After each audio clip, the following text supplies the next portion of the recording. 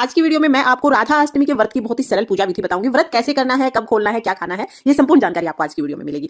तो देखिए, भाद्रपद माह के शुक्ल पक्ष में आने वाली अष्टमी तिथि को राधा अष्टमी के रूप में मनाया जाता है। जैसे जन्माष्टमी का व्रत किया जाता है, उसी तरह से राधा अष्टमी का भी व्रत किया जाता है। जन्माष्टमी के दिन भगवान श्री कृष्ण जी का जन्म हुआ था और राधा अष्टमी के दिन हमारी राधा रानी प्रकट हुई थी। राधा रानी का जन्म नहीं हुआ था, वो प्रकट हुई थी, तो उनका प्रकट दिवस मनाया जाता है।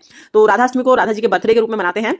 अभी राधा अष्टमी का व्रत करने का बहुत ज्यादा महत्व है। माना जाता है कि 1000 एकादशियों का व्रत करने से जितना फल मिलता है, उतना फल हमें राधा अष्टमी का व्रत करने से मिलता है। और 1000 पवित्र नदियों में स्नान करने का फल भी हमें राधा अष्टमी का एक व्रत करने से प्राप्त हो सकता है। तो ये मौका तो हाथ से जाने नहीं देना चाहिए। राधा अष्टमी का व्रत आप जरूर करना। अभी देखिए, राधा अष्टमी की पूजा दोपहर में 12 बजे की जाएगी। तो इस साल राधा अष्टमी 23 सितंबर की है, तो 23 सितंबर को दोपहर में 12 बजे हम राधा अष्टमी की पूजा करेंगे। मंदिर वगैरह में सुबह 4 बजे मंगला आरती के टाइम पर पूजा करते हैं, लेकिन जो गृहस्थ लोग होते हैं वो दोपहर में 12 बजे, क्योंकि दोपहर में 12 बजे ही राधा रानी का जन्म हुआ था, राधा रानी प्रकट हुई थी, तो दोपहर में 12 बजे ही पूजा करनी है। देखिए, पूजा करने के लिए मैंने चौकी लगा ली है। चौकी पर लाल रंग का वस्त्र बिछा लिया है, उस पर हम कलश की स्थापना करेंगे। तो कलश को चावल के आसन पर रख दिया है और उसमें हल्दी, सुपारी, सिक्का, फूल, चावल, 5 चीजें हमने डाल दी है। कंठ तक कलश को भर लिया है। अब इसमें हम पंचपल्लव लगा लेंगे। कलश की स्थापना करना तो आपको आता ही है, बिल्कुल उसी तरह से करनी है जैसे हम हमेशा कलश की स्थापना करते हैं। पंचपल्लव लगाने के बाद फिर इस पर हम चावल से भरा हुआ एक पात्र रखेंगे और उस पर हम दीपक रखेंगे। दीप कलश की स्थापना करनी है और राधा अष्टमी के दिन कलश की स्थापना करना अनिवार्य होता है। तो कलश की स्थापना आप जरूर कर ले। इसके बाद आप चौकी को सजा सकते हैं। मेरे पास जब टाइम नहीं होता है ना सजाने का, तो मैं ये फूल बंगला लगा देती हूँ, क्योंकि फूल बंगला लगाने से थोड़ा अच्छा सा लगता है। तो मैंने यहाँ पर फूल बंगला लगा दिया है। अब आप चाहे तो गणेश जी की अलग से स्थापना कर सकते हैं, या जो कलश है, कलश में सभी देवी देवताओं का वास होता है, तो कलश के रूप में भी आप गणेश जी का पूजन कर सकते हैं।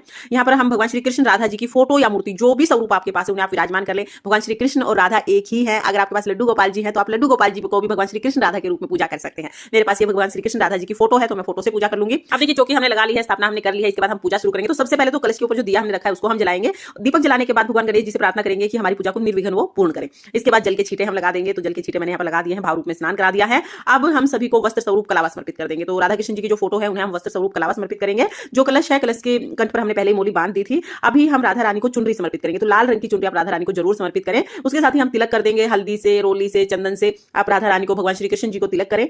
इसके साथ ही आप कलश को और दिए को भी जरूर से तिलक करें। तिलक करने के बाद फिर हम अक्षत समर्पित कर देंगे और उसके बाद फिर हम राधा रानी को सुहाग का सामान जरूर समर्पित करेंगे। आप जितना भी सामान हो सके उतना समर्पित कर सकते हैं। आप 16 श्रृंगार, 5 चीजें, 7 चीजें, 2 चीजें, कितनी भी सुहाग की जरूर समर्पित करें। उसके बाद हम फूल समर्पित कर देंगे। तो जो भी फूल आपको मिल जाए, आप वो फूल राधा रानी को समर्पित करें, भगवान श्री कृष्ण जी को समर्पित करें। तुलसी हमें जरूर समर्पित करनी है, क्योंकि तुलसी के बिना भगवान श्री कृष्ण जी, राधा जी कोई भोग स्वीकार नहीं करते। तो तुलसी समर्पित कर देंगे। उसके बाद फिर हम भोग समर्पित करेंगे। तो भोग में आप दही अरवी की सब्जी इस दिन जरूर बनाएं, क्योंकि राधा रानी को दही अरवी अति प्रिय है। उसके साथ ही कुछ भी मीठा अपने घर पे जरूर बनाएं। जैसे जब भी हमारे घर पे किसी का बर्थडे होता है तो मीठा बनता है, तो अच्छे अच्छे पकवान बना के आप राधा रानी, भगवान श्री कृष्ण जी को भोग समर्पित करें। इस दिन बहुत से लोग 56 भोग भी समर्पित करते हैं, तो आप चाहे तो 56 भोग भी लगा सकते हैं। कोई भी ऋतु फल आप समर्पित कर सकते हैं भोग में। भोग समर्पित करने के बाद हाथ जोड़कर भोग स्वीकार करने के लिए भगवान से प्रार्थना करेंगे। इसके बाद हमें न्योछावर करनी है। तो देखिए, जितनी भी आपकी श्रद्धा है, जितना सामर्थ्य है, उतनी आप न्योछावर करें। 7 बार ऐसे भगवान श्री कृष्ण राधा रानी के ऊपर से हम ये जो पैसे हमने लिए हैं वो वार देंगे। उसके बाद आप चाहे तो आप ये न्योछावर दान कर सकते हैं, या आप चाहे तो राधा रानी का विग्रह अगर आपके पास है तो उनके लिए कोई चीज भी ला सकते हैं। जैसे बर्थडे पर हम बच्चे को सगुन के पैसे देते हैं, उस तरह से इससे आप कोई भी चीज राधा रानी के लिए ला भी सकते हैं। इसके बाद हम कथा सुनेंगे। तो 1 लोटा जल मैंने ले लिया है, हाथ में मैंने फूल ले लिए हैं। अब हम राधा अष्टमी की व्रत कथा सुनेंगे। राधा अष्टमी की व्रत कथा का वीडियो आपको मेरे चैनल पर मिल जाएगा, लिंक मैं आपको डिस्क्रिप्शन में दे दूंगी, वहां से देख लेना।